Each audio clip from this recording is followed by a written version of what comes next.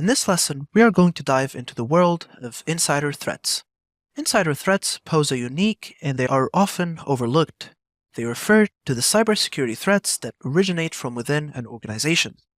These insider threats can come from current or former employees, contractors, or business associates who have legitimate access to the organization's systems and data.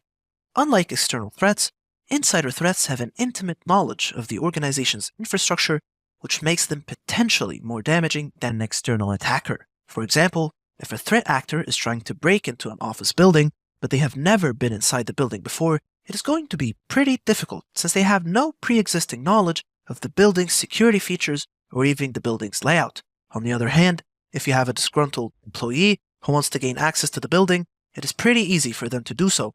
They already have an access badge or access code since they work in the building every day, and they know the layout of the building because they work there every day, and they know the security processes and procedures.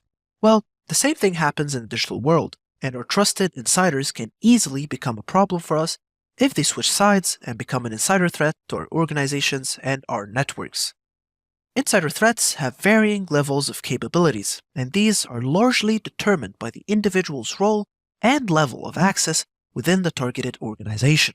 For example, if an individual has extensive access privileges because they work as a system administrator for the company, they could potentially cause significant damage. On the other hand, if the individual only has limited access rights to the system, they may not be able to cause widespread damage to the organization's network. But another factor in determining the individual's capabilities is their own level of knowledge. For example, a skilled attacker who has a regular user account on the organization's system because they are working as an unpaid intern or a receptionist could cause as much or more damage than an unskilled entry-level system administrator on the same system, even though the system administrator has higher levels of access by default. When it comes to insider threats, you should be aware that insider threats can take various forms, including data theft, sabotage, or the misuse of access privileges.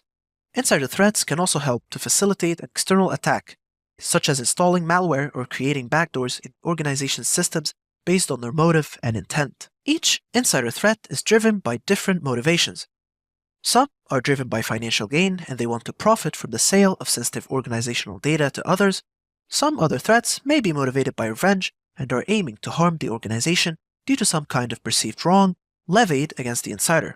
For example, a recently fired employee might attempt to take some of the company's sensitive information with them on their last day, and they could publicly leak it or send it to the organization's other competitors.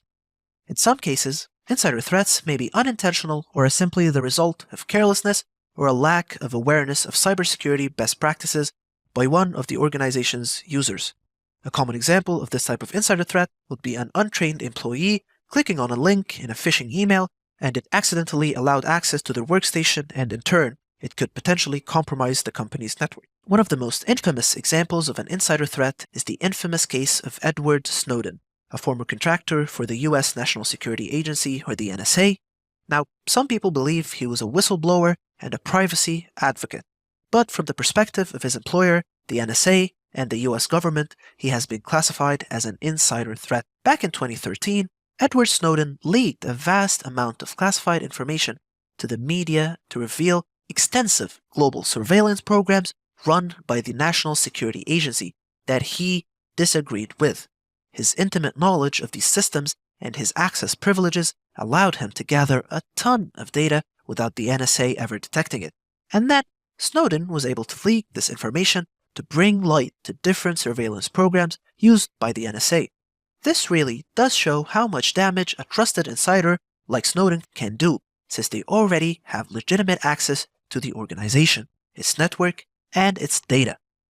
After the cleanup of the incident, the Director of National Intelligence, James Clapper, described the Snowden disclosures as the most massive and most damaging theft of intelligence information in the history of the United States.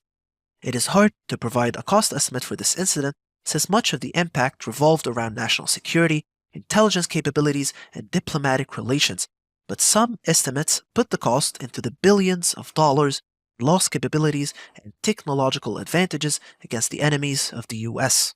Another example of an insider threat is the Twitter attack of 2020. Back in the year Twitter fell victim to an attacker who collaborated with two insider threats to achieve the goals of this attack.